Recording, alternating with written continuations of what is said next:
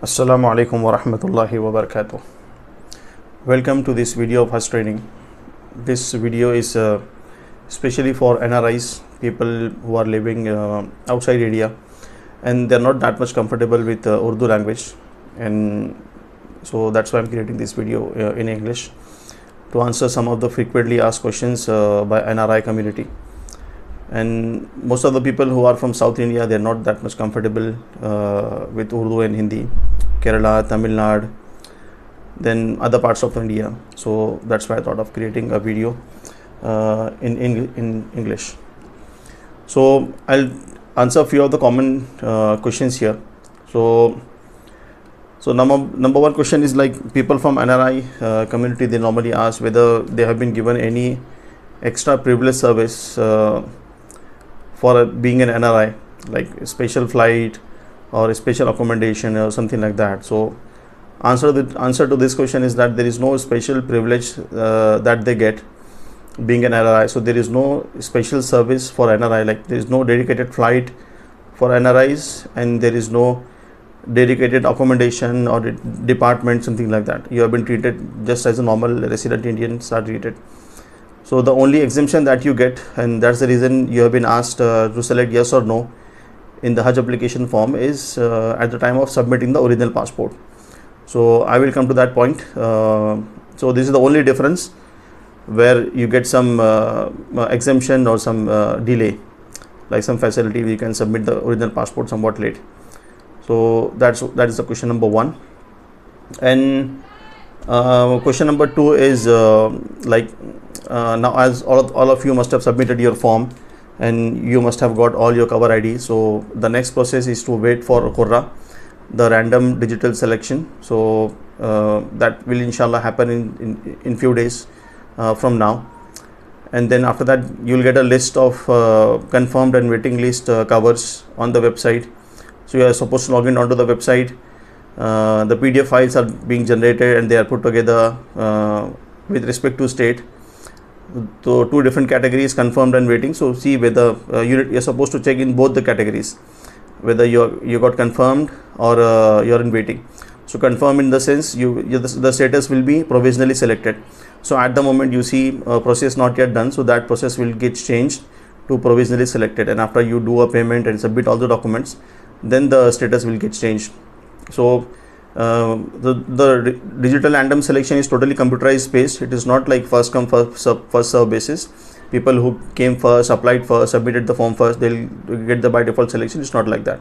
So whatever priority has been discussed in the Hajj guidelines form, so according to that priority, the application will be get selected. So 65 plus, ladies without mahram plus 45 plus, so they'll get the first priority. The general quota will get the last priority. So after the first payment, after the selection is done, so the next circular will come onto the website to do a first payment. So for the first payment amount is already been disclosed. It is around 1,52,000 Indian rupees. So you're supposed to pay that amount once you get selected. And if your number comes in waiting, then you wait for your confirmation. Then after you are confirmed, then you are supposed to do the payment. So suppose you get confirmed, suppose you are in waiting and you get confirmed after two payments. The other confirmed people have made two payments, and after getting confirmed from waiting, you are supposed to do two payments in one shot. So because everyone has done the two payments, you are also supposed to do the two payments. If your confirmation happens from waiting to confirmed after two payments, so that's like that. And normally the Hajj committee payments are done in 3 installments. You cannot combine all the installments in one go and pay at once, maybe in the beginning or later. That's not possible. You are supposed to follow the circular timelines and circular payment. And within one circular amount, you can do multiple part payments as well. So suppose you have 1,52,000 first payment, you can make it 53 payments. You can again do online, offline. So for offline, you are supposed to be in India, or anyone in your cover who is in India. There are people you must be having someone in India as well in your cover, so they can do the offline payment on your behalf under your cover from SBI, UBI. But I recommend you doing a payment from website online, You can use any account, not necessary you should give cover number, account ID which you have uploaded to the cancel check. You can use any of your account. And then self-attested passport. So after the first payment is done, you're supposed to submit the documents of all your covers. So if you're outside India, then just do a attested passport. So just take a photocopy of your passport, sign it, send it someone to India, and they will send to your respective state Haj committee. So along with all the pay slips, the medical report, and all of the other stuff. Now the question regarding the medical certificate, medical screening is like, as you are not in India, so you cannot do medical tests in your respective country. That means you cannot do, if you are living in Dubai, then you cannot do medical tests in Dubai and send the Dubai test report. It's not like that. It has to be under government registered MBBS doctor, which is a government hospital. So whenever you come to India, you can do at that time. It's not necessary like you're supposed to submit the payment. So these are the two basic exemptions that you get being an NRI. Submitting the medical certificate little bit late, and submitting the original passport little bit late. So you can do that. So whenever you come to India on a vacation or for any work, you can do your medical screening, and along with that you can submit the medical test report to other stuff to state Haj committee. So suppose you have 4 people in your cover, 2 people are outside India, so and 2 people are living in India. So those 2 people will submit the documents as per the timelines, and the 2 NRIs will submit the documents later. And then so if you have there is a question about early return. So if you have selected 40 days package and still you want to return early, then that's completely possible. After Hajj is done, after Hajj days are over, wait for at least 5-6 days, then you can reach out to your branch office, nearest branch office where your building is in Makkah Azizia. Then you can reach out to them, ask for the original passport, they will return it, and then accordingly you can book your tickets, book your transportation. If you want to go to Medina, then you can go to Medina on your own expense, and then you can manage completely. It's up to you. The expenses should be borne by you, and whatever amount is to be paid to Hajj committee, that has to be paid completely. There is no waive off for that. And then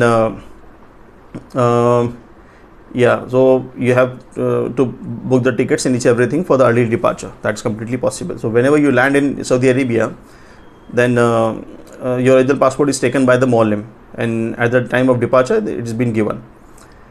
And the medical checkup, vaccination. So as already said, medical checkup you can do whenever you come to India, and then